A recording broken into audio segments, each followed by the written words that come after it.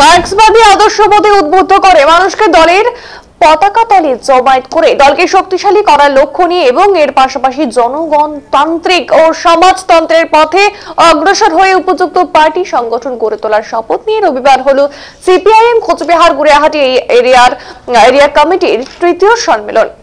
এদিন কোচবিহার শহর সংলগ্ন 2 নম্বর কালীঘাট রোডে অবস্থিত সন্তান সংঘে দলের পতাকা উত্তোলন ও শহীদ বেদিতে মাল্যদানের মধ্য দিয়ে সম্মেলনের প্রারম্ভিক সূচনা হয়। উপস্থিত ছিলেন সিপিআইএম কোচবিহার জেলা সম্পাদক মণ্ডলীর সদস্য মহানন্দা সাহা, অমিত দত্ত, ধনেশ্বর রায় সহ দলের শীর্ষস্থানীয় নেতারা। শোক প্রস্তাব পাঠ, উদ্বোধক ও নেতৃত্বদের ভাষণের মধ্য দিয়ে সম্মেলনের কাজ শুরু হয়। 1.5 শতাধিক প্রতিনিধি অংশগ্রহণ করেন এদিনের এই সম্মেলনে। সম্পাদকীয় প্রতিবেদন পেশ, উত্থাপিত প্রতিবেদনের ওপর আলোচনা সহ বিভিন্ন দাবি প্রস্তাব গৃহীত হয় এদিনের এই সম্মেলন থেকে।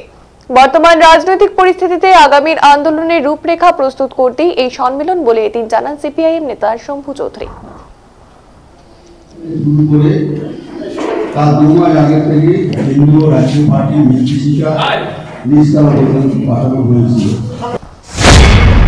আপনারা জানেন যে গোটা রাজ্য জুড়ে পার্টির সম্মেলন 2024 সাল পার্টির সম্মেলনের এই সময় আমরা ইতিমধ্যে আমাদের 20টা শাখা, কেন্দ্রীয় শাখা, এই 20টা শাখার আমরা সম্মেলন শেষে আমরা এরিয়া কমিটির সম্মেলন সেটা করছি।